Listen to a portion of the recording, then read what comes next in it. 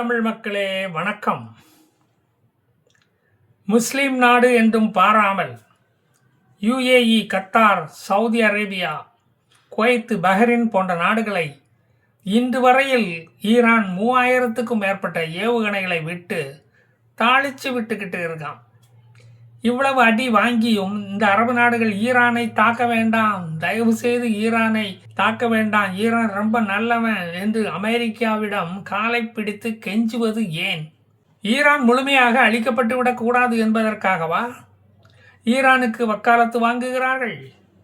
இஸ்லாமியர்கள் தான் இந்த போரில் அதிகமாக சாகிறார்கள், அதனால் அதை தடுத்து நிறுத்த வேண்டும் என்பதற்காகவா இந்த போரை நிறுத்த பாடுபடுகிறார்கள்?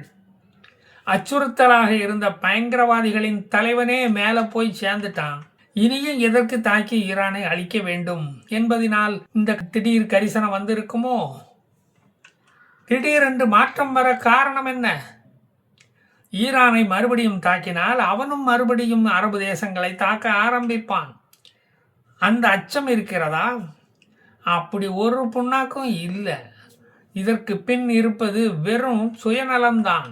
2030க்குள் சவுதி அரேபியாவை ஒரு டூரிஸ்டுகளின் ஹப்பாக மாற்றி சவுதியை ஒரு ஹெவனாக மாற்ற வேண்டும் என்ற சவுதி மன்னரின் கனவு வீணாக போகிறது. ஏற்கனவே மக்காவை வைத்து நல்ல காசு பார்த்துக்கிட்டு தான் இருந்தாங்க. போர் தொடங்கியதிலிருந்து புனித பயணம் சவுதிக்கு மேற்கொள்ளும் யாத்ரீகர்களின் எண்ணிக்கை கணிசமாக குறைந்து வருகிறது. இப்படியே போனால் வீடியோ கால் மூலம் தரிசனம் பண்ணிக்கிட்டு ஆன்லைனில் ஹஜ் பட்டம் வாங்கிக்கிட்டு போயிடுவாங்களோ என்ற பயம் வந்துடுச்சு சவுதிக்கு. யுஏஇ ஈரானுக்கு காய்கறி, இறைச்சி, பழங்கள், நேச்சுரல் கேஸ் ஏற்றுமதி பண்ணிக்கிட்டு இருந்தாங்க. அதில் தான் அவங்க பொருளாதாரமே இருந்தது. பெர்சியன் கல்ஃப் வழியாக தான் இந்தியா, பாகிஸ்தான் போன்ற ஆசிய நாடுகளுக்கு க்ரூட் ஆயில், நேச்சுரல் கேஸ் ஏற்றுமதி நடந்து கொண்டு இருந்தது. இப்போ ஒரு கப்பலும் அங்கே இங்கே நகர முடியாதபடி ரோடு மறியல் பண்ணி கொண்டு இருப்பது இந்த அமெரிக்கா தான். இதனால் பொருளாதார வளர்ச்சி என்ற ஆச்சரியக்குறி வளைந்து போய் கேள்விக்குறியாக மாறிப்போச்சு. போர் தொடங்கியதும் தாய் நாடுகளுக்கு பயந்து ஓடிய மச்சாமார்கள் திரும்பி வர கல்ஃப் பக்கமே வரமாட்டேங்கிறாங்க. போனவன் தான். இந்தியாவாக இருந்தாலாவது வடக்கத்தியான் வந்து பான்பராக்கு வாயம் வந்து மாங்குன்னு வேலை பார்ப்பான். வந்த வட இந்தியனும் சலாம் போட்டுக்கிட்டு பை பை சொல்லிட்டு ஓடிட்டானே. மிச்சம் மீதி இருக்கிற முதுகு விளையாத திராவிடனை வச்சு இந்த பொருளாதாரத்தை நிமித்த முடியுமா? அவனே தோல்வி தாக்கத்தில் தோண்டு போய் சுருங்கி போய் ஆட்டாம்புழுக்க சைஸ் ஆகி அவன் பாட்டுக்கு படுக்கையில் கிடக்கிறான். அவன் வரவே மாட்டான், திரும்பி வரமாட்டான். எதுக்கு தர்மி மாதிரி தொண்டை கிளிய கத்தணும்? பஹ்ரைன், குவைத், கத்தாருக்கும் இதே கதி தான். கத்தார் பாடு இன்னும் ரொம்ப மோசம், அவங்களுக்கு ரொம்ப கஷ்டம்.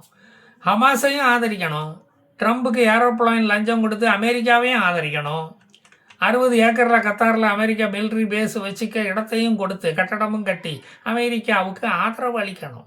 அப்போ தான் அவங்க சேஃபாக பிஸ்னஸ் பண்ண முடியும். ஈரான் அனுப்பும் ஏவுகணைகளை தாங்கி பிடிக்கணும். இஸ்ரேல் தயவில் வாழ்க்கையை ஓட்ட வேண்டியதாக இருக்குது. அப்பனே அயன்டோம் வாடகை கணக்கு பில்லை பார்த்தா தலைச்சுத்து வந்துடுது, மயக்கமே போட்டுடுவான். $1 பில்லியன் அளவுக்கு கணக்கு ஏறிக்கிட்டே போகுது. அதையெல்லாம் எவனுடைய அப்பனும் வந்து தரமாட்டான். கடைசியில் நம்மளை லுலு மாலு வருமானத்தை வச்சு பொழைக்க வச்சுடுவோம் போல தெரியுது. ஈரானுடன் அமெரிக்கா பேச்சுவார்த்தை தோல்வி அடைந்ததை அடுத்து அமெரிக்கா ஈரானை தாக்க முஸ்தீபுகளை செய்து கொண்டிருந்தது. துணைக்கு வரும்படி இஸ்ரேலுக்கு உத்தரவு பிறப்பிக்கப்பட்டது. தன்னுடன் துணைக்கு வரும்படி இஸ்ரேலுக்கு உத்தரவு பிறப்பிக்கப்பட்டது. போர் தொடங்க 24 மணி நேரம் இருந்த நேரத்தில் அமெரிக்கா தாக்குதல் திடீரென்று கைவிடப்பட்டது. என்ன காரணம்? இந்த அரபு தேசங்கள் தான் நொய்யி என்று ஃபோனுக்கு மேலே ஃபோனை போட்டு போகாதே என் கனவா என்று கீரல் விழுந்த ரெக்கார்டை போட ஆரம்பிச்சுட்டானுங்களே. என்னடே உங்களோட பெரிய இளவா போச்சுடே, ஈரானில் இளவு விட மாட்டேங்கிறீங்களே. ஏன் உங்கள் மனசில் என்ன இளவு தான் இருக்கு, அதையாவது சொல்லி தொலை என்று அமெரிக்கா கடுப்பாகி கேட்ட பின்புதான் அரபு தேசங்கள் அந்த இளவை போட்டு உடைத்தார்கள். எங்களுக்கு எண்ணெய் வியாபாரத்தை தவிர வேறு எந்த வியாபாரமும் தெரியாது. பாகிஸ்தான் மாதிரி புரோக்கரேஜ் பண்ணி தன்மானத்தை இழக்க நாங்கள் தயாராக இல்லை. எங்கள் தன்மானம் அதற்கு இடம் தரவில்லை. எங்கள் நாட்டு பொருளாதார கல்லீரல் நோய் வந்தவன் மாதிரி நோஞ்சான் ஆகி போய்கிட்டே இருக்கானே. யூதன் மாதிரி மூளை வளர்ச்சியும் எங்களுக்கு இல்லை. போர் உங்களுக்கு போர் அடிக்காத விஷயமா இருக்கலாம், ஆனால் எங்களுக்கு அப்படியா? ஈரான் ஈராக்கு போரையே முடிக்க தெரியாமல் 10 வருஷம் ஓட்டிக்கிட்டு இருந்தோம். ஈரானின் பயங்கரவாத தலைவன் கோமனி ஒசாமா பின் லாடன் ஒளிஞ்சிட்டானே. பேசாமல் போரை நிறுத்துங்க.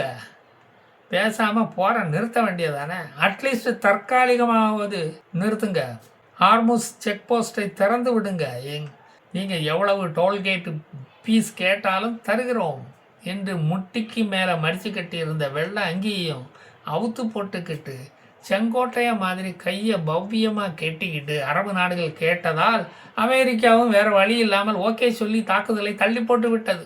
ஆமாம், அமெரிக்காவுக்கு $350 பில்லியன் மேலே இந்த போரில் செலவாகி இருக்குதே. அதை எவனோட அப்பம் கொண்டு கொடுப்பான்?